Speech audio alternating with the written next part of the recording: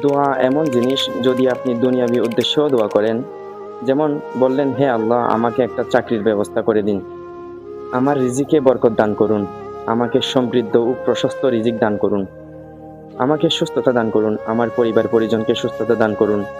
এই সবগুলো দুনিয়াবি প্রয়োজন। এই দুনিয়াবি প্রয়োজন পূরণের দোয়া করাও ইবাদত ও সওয়াবের কাজ। ওই মহান দয়ালু রবের দরবার তো এমন যে তিনি আমাদেরকে ডেকে বলেন, আসো এবং আমার কাছে চাও।